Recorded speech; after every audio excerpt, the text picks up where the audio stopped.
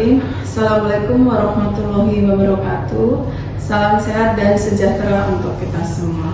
Perkenalkan, saya Warini, SSTMKM dari Prodi D3 Kebidanan Institut Kesehatan dan Bisnis Anissa Bogor.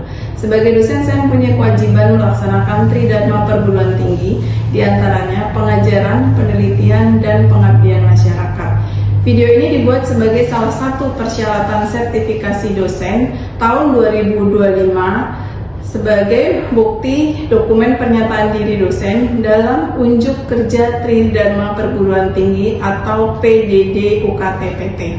Dan saat ini saya akan menjelaskan salah satu mata kuliah yang saya ampu, yaitu Keterampilan Dasar Kebidanan 1 dengan kode mata kuliah 203 yang mempunyai bobot 3 SKS.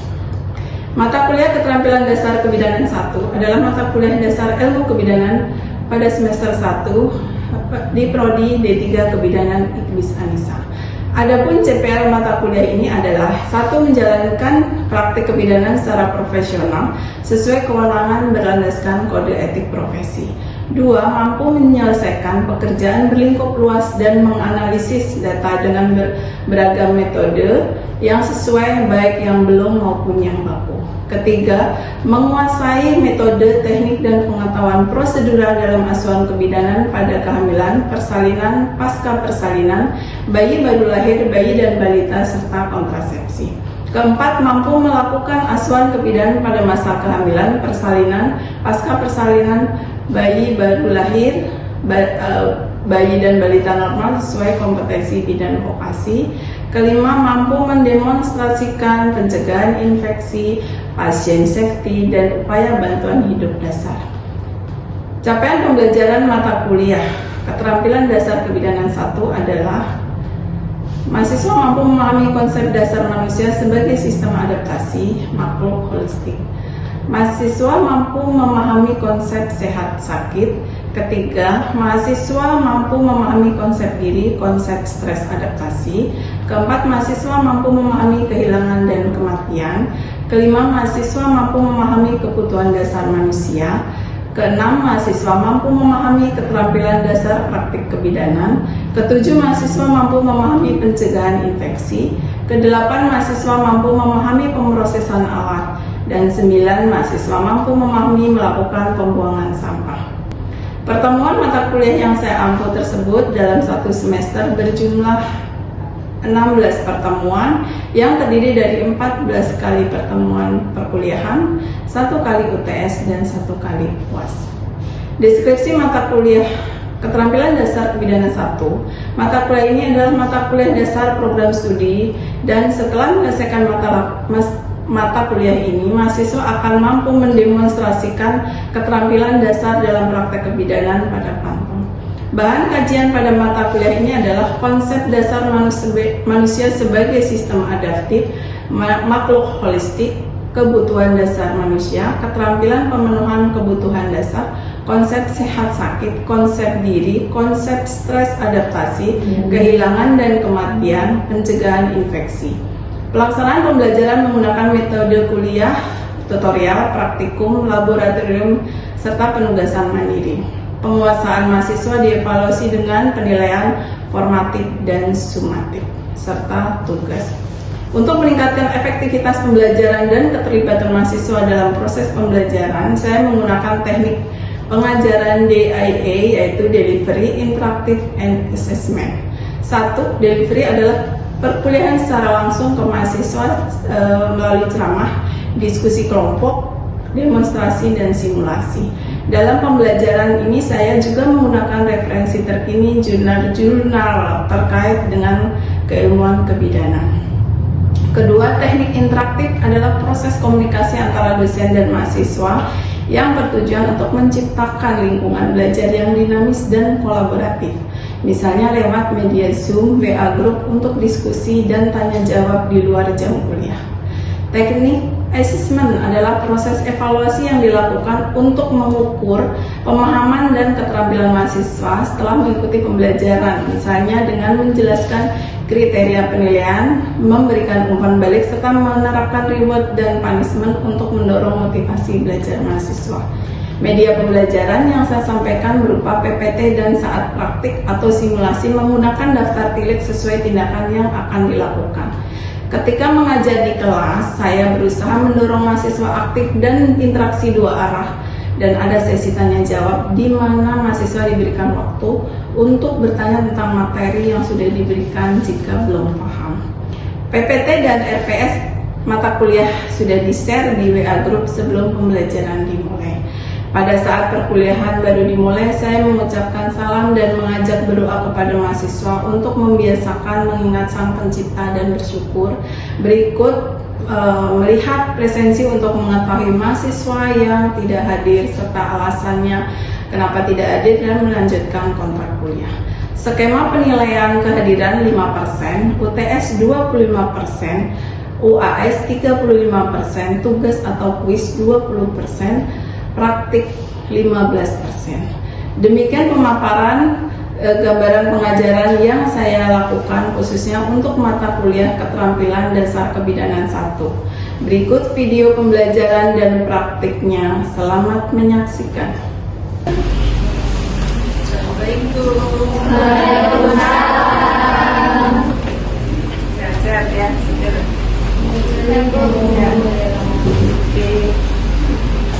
Ya, mulai. Bismillahirrahmanirrahim. Assalamualaikum warahmatullahi wabarakatuh. Waalaikumsalam warahmatullahi wabarakatuh. Oke, sebelumnya Ibu bertanya, apa kabar? Sehat semua? Alhamdulillah, Ibu.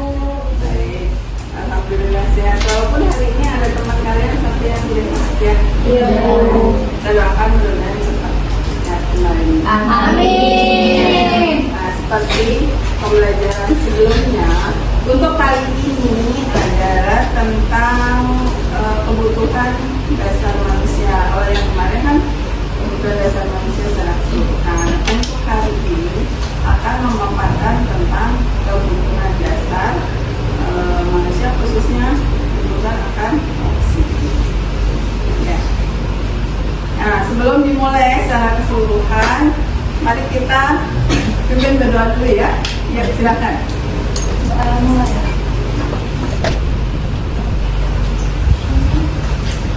Oke. Hari ini dari 27 berarti yang tidak masuk hanya satu ujian ya. Berarti materi berikutnya bisa kita mulai ya. Iya. Nah, pada pertemuan ke-8 ya kemarin, pertemuan ke-5 kemarin kan membahas secara keseluruhan. Kira-kira kali ini Ibu kan membahas tentang oksigen. Nah, untuk pertemuan yang sebelumnya, kebutuhan dasar manusia itu apa saja? Ada yang bisa menyebutkan? Udara, Bu. Udara, Tasya. Oke. Ya, betul. Bu, tempat tinggal, Bu. Benar. Aktivitas fisik. Fisik. Apa lagi? Keseimbangan suhu. Aktivitas fisik, kebutuhan fisik, apa lagi? Keseimbangan suhu. Keseimbangan suhu, Istirahat. istirahat, Tidur, Bu. tidur, Eliminasi. eliminasi. Kalau yang masuk kan namanya apa? Makanan. Ya. Nah, yang tadi satu lagi yang kalau kita tidak bisa bernafas, berarti kan kebutuhan tidak terpenuhi. Ya. Oke, baik. Kita lanjut ke kebutuhan fisik. Di sini tentang pemenuhan kebutuhan oksigenasi. Nanti untuk sesi berikutnya berarti kita lakukan untuk praktek pemasangan oksigen. Nah, oke. Nah, ini kebutuhan dasar bisa dilakukan orang ketika dalam kondisi normal tanpa bantuan orang lain. Kan kalian kalau bernafas tidak perlu dibantu kan? Tidak. Tidak perlu dibantu kalau dalam kondisi sehat dan normal. Terkecuali ketika dalam kondisi sakit, sesak, itu kan orang perlu dibantu untuk memakai oksigen. Nah, di sini tugas kalian sebagai seorang tenaga kesehatan untuk membantu memenuhi kebutuhan dasar manusia, utamanya oksigen bagi pasien-pasien yang dirawat, yang datang ke klinik atau dalam kondisi tidak. Oksigenasi adalah Pemenuhan kebutuhan akan oksigen atau O2. Yang kalian pilih itu namanya oksigen, ya. Kalau selain itu ya yang seperti CO itu kan ada. Tapi yang kita hirup itu segar, pagi hari udara pas kita keluar itu namanya oksigen. Kebutuhan fisiologis oksigenasi merupakan kebutuhan dasar manusia untuk kelangsungan metabolisme sel tubuh, mempertahankan hidup, dan untuk aktivitas berbagai organ atau sel. Jadi ketika kita bernafas, oksigen yang kita hirup itu akan masuk bersama dengan darah di dalam seluruh tubuh dan membuat sel-sel kita di tubuh, ya.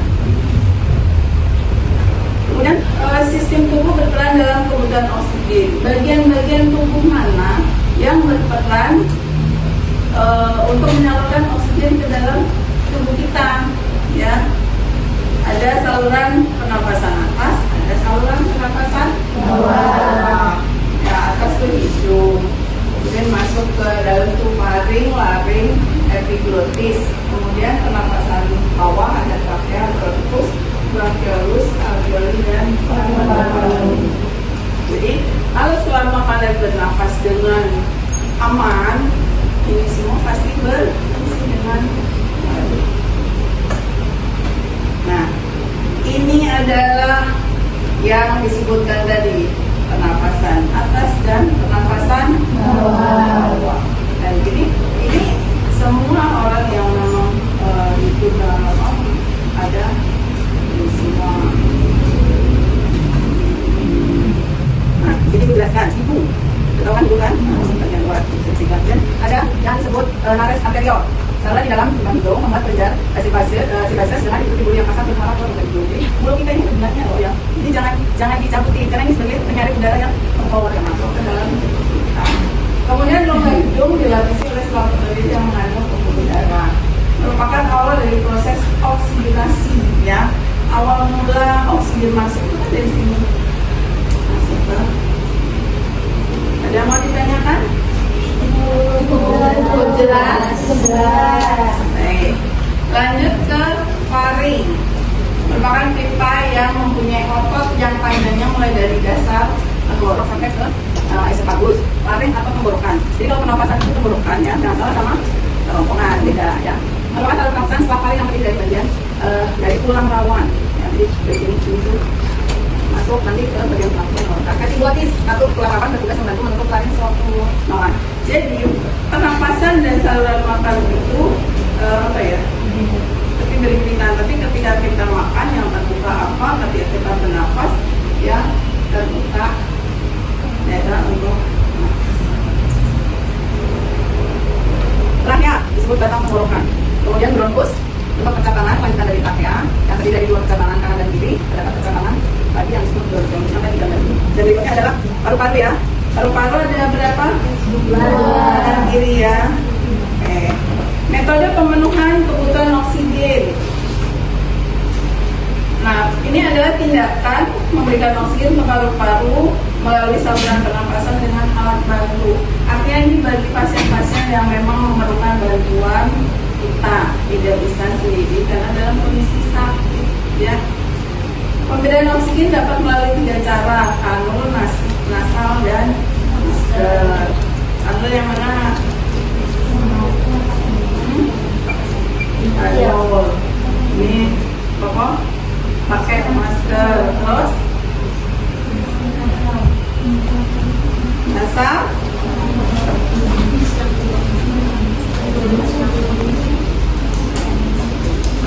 Ya. Pemberian oksigen tujuannya apa? Untuk memenuhi kebutuhan oksigen dan mencegah terjadinya hipoksia. Hipoksia itu artinya kurang oksigen, ya. Sesak, karena sesak atau gangguan, jadi kita itu tidak bisa menghirup udara dengan leluasa. Kan udara kita kan isinya oksigen, kan?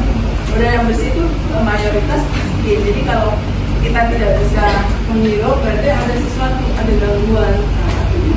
Ya, sesak nafas. Mungkin karena bisa karena asma atau sakit yang lainnya, atau ada gangguan atas paru-parunya. Nah, ini alat yang nanti dipraktek, namanya tabung oksigen dengan flow meter dan humidity. Jadi flow meter itu yang ada meterannya, oximeter itu yang ini, yang nih ya. Ketika akan dipakai, ini harus dibuka dulu. Ketika ini dibuka, nanti di sini air steril itu dia akan meledup-ledup, berarti indikasi adanya oksigen di dalam. Bahwa alat ini ada isinya, kalau nggak ada isinya nggak akan berfungsi dengan baik. Kemudian nasal kateter, kanul, masker, vaselin, jeli, kan kalau masuk hidung itu ya, kanulnya masuk hidung itu kan kalau lama, kalau sebentar tidak masalah, tapi ketika dia lama dia akan bikin iritasi. Makanya jangan lupa dikasih jeli, cuma sedikit, hanya sedikit di bagian ujung.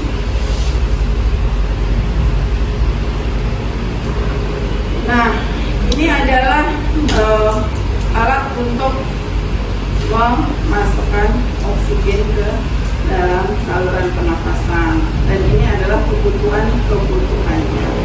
Ketika kita ukur sekian gitu misalnya, tapi pasiennya bilang, aduh maaf, suster, Bu bidan kencengan, itu bisa dihasilkan. Bagaimana ibu, segini nyaman ibu, sudah bisa bernafas dengan enak, ya.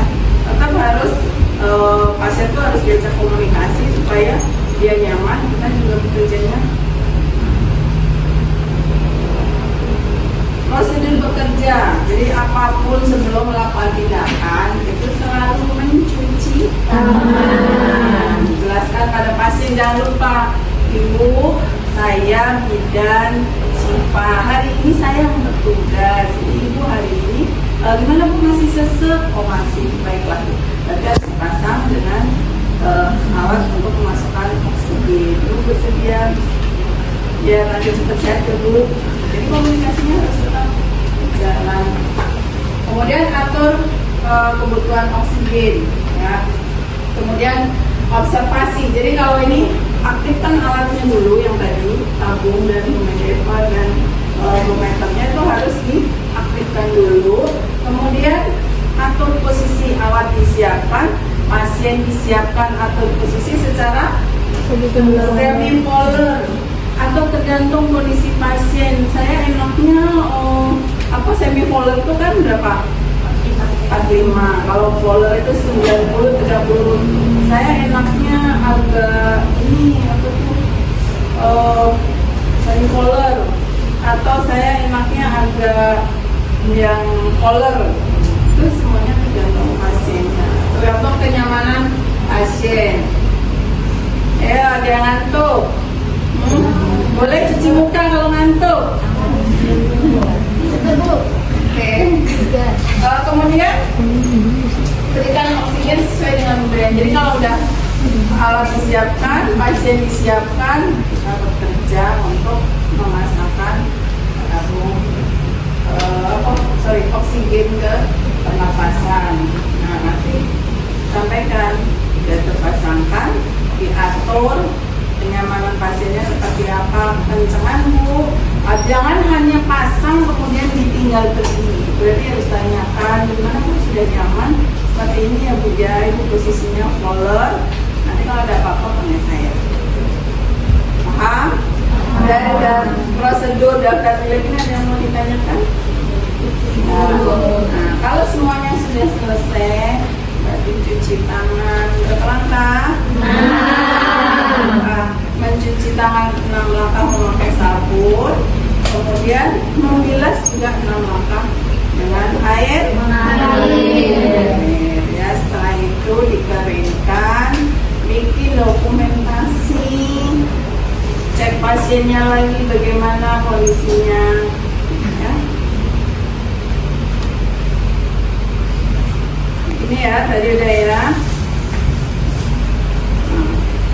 Untuk supaya yang tadi kan kalau sudah dimasukkan, kalau ini kan sekarang udah bisa dipasang kan, dari belakang bisa dipas, nggak perlu dilem, nggak perlu difiksasi pakai plaster, itu udah ada alatnya kesini.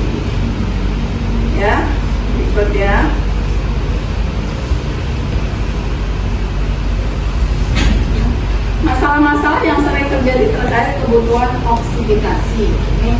siang ya. Kondisi tidak tercukupnya. Kalau kita kan bernapas artinya kalau normal pernapasan berapa?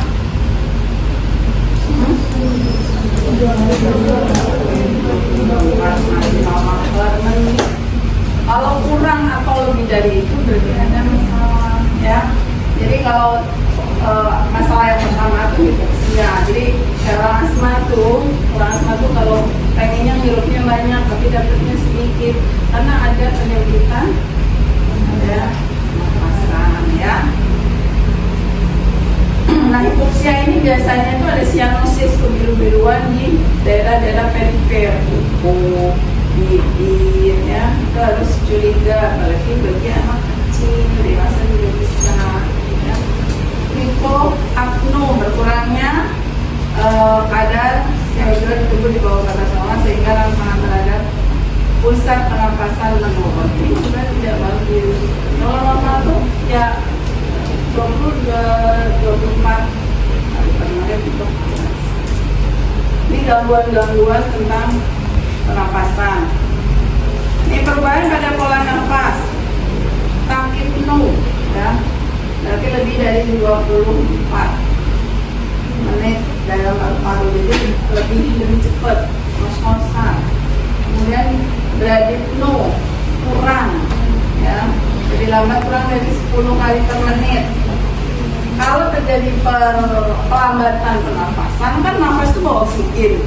Kalau tidak normal berarti mengganggu semua organ terutama otak untuk membanyakan seluruh tubuh. Berikutnya ada hiperventilasi ya. Cara tubuh mengkompensasi peningkatan jumlah oksigen dalam paru agar pernapasan lebih cepat dan dalam. Biasanya karena ada infeksi ya atau gangguan psikologis. Hipoventilasi kebalikan dari hiperventilasi. Lanjut. Kelihatan nggak? Snow, jadi perasaan sesak ya oleh perubahan kadar gas dalam darah atau jaringan ya. Jadi sama-sama sesak tapi masing-masing ada istilahnya ya. Kemudian ortoapno ya. Ini terjadi kesulitan bernapas kecualinya dalam posisi duduk ya. Obstruksi jalan nafas, kondisi pernapasan abnormal atau ketidakmampuan batuk secara efektif, imobilisasi oleh sekresi yang normal atau berlebihan. Biasanya karena ada efek obat atau karena memang kondisi yang sakit saluran pernapasan flu yang dampaknya terlalu berlebih. Nah itu biasanya terjadi pada orang yang ada yang mau ditanyakan? Semua sehat, tidak ada yang mengalami ini kan? Tidak ada. Tapi kalau ada pasien yang merasakan ini, ya yang harus kita lakukan itu membantu memberikan oksigen atas instruksi dokter. Biasanya ada.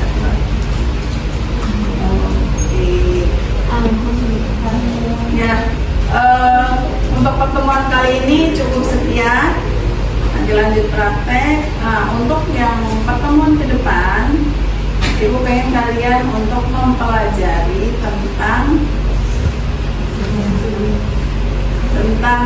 materi ke-7 ya, sebelum ke tes ya. Jadi nanti kita pertemuan kembali di pertemuan berikutnya. Kalian sudah mempersiapkan untuk pertemuan berikutnya. RPS Ibu sudah bagikan ya semua di WA group ya. Sudah. Nah, tolong lihat schedule dan jadwal yang ada di situ sesuai dengan Baik, terima kasih anak-anak cantik dan manis. Untuk pertemuan berikutnya seperti biasa, insya Allah hari Selasa ya. Terima kasih atas waktunya. Mohon maaf jika ada hal-hal yang belum jelas bisa ditanyakan lebih lanjut. Terima kasih. Wabillahi taufiq wal hidayah. Assalamualaikum warahmatullahi wabarakatuh. Waalaikumsalam warahmatullahi wabarakatuh. Terima kasih, Ibu.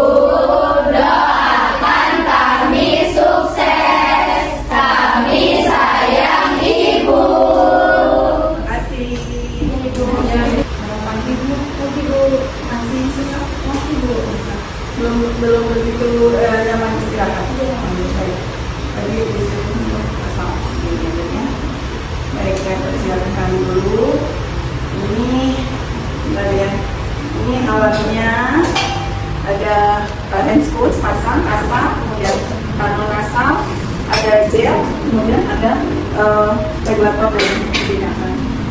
Karena saya mau cuci tangan dulu ya.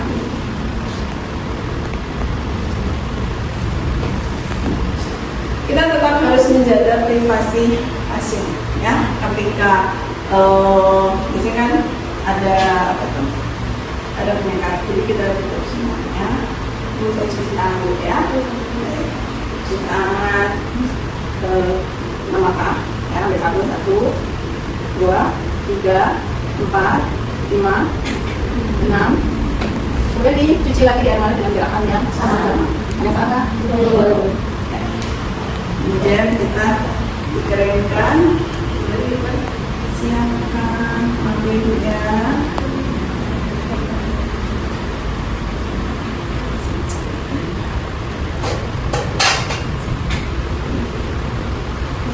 Nanti semuanya kita pakai spoon bersih ya, mas saya udah bersih.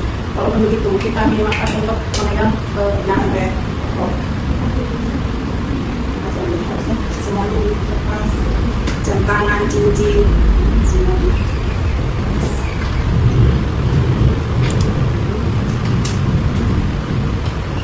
Ini kita persiapkan, ibu siapkan. Kemudian ini juga kita persiapkan. Nah ini harus isinya aquades, tidak boleh biasa sesuai dengan batasnya. Ini tabung oksigen, kemudian ini regulator, termometer, ini diver.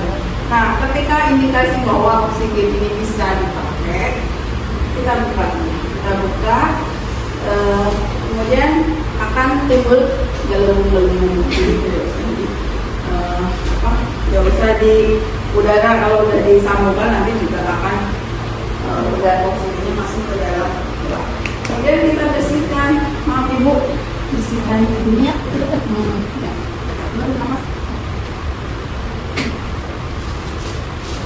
Nah, ini kan dulu. Nah, ini nanti dibongkar ke ibu, kemudian disesuaikan ya untuk mengencangkan sesuai dengan ukuran kepala ibu. Ujung kandung kita pasangkan ke sini.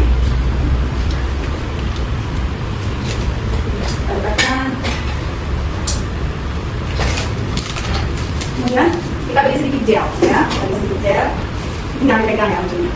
Kita buka, kita sedikit ke dalam, kita. Nah di sini bulatan di meternya pakai ini udah naik, kemudian keluar udara kita pasang. Akhirnya, mudah-mudahan nggak dipasang ini lagi, akhirnya.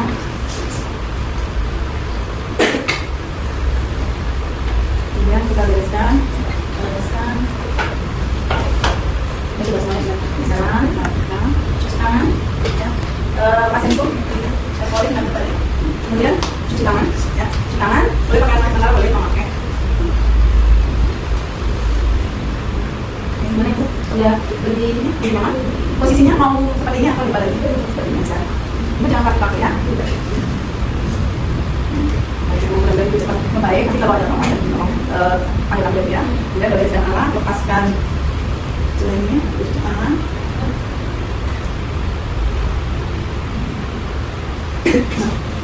Tadi sudah praktekkan ya, sudah praktekkan. Kemudian nanti tugas kalian berikutnya untuk demonstrasi sama sama. Ya, kalau sudah didemokan biasanya kalian oh ini ada kekurangan gitu, pada pertanyaannya ada yang kurang ya. Untuk demonstrasi pemasangan oksigen kali ini ada yang mau ditanyakan? Berarti ke depan nanti jam berikutnya berarti kita demo satu-satu dan ada saja. Mungkin itu saja. Terima kasih atas waktunya di sini untuk menyaksikan demonstrasi pemasangan oksigen. Assalamualaikum warahmatullahi wabarakatuh. Waalaikumsalam warahmatullahi wabarakatuh.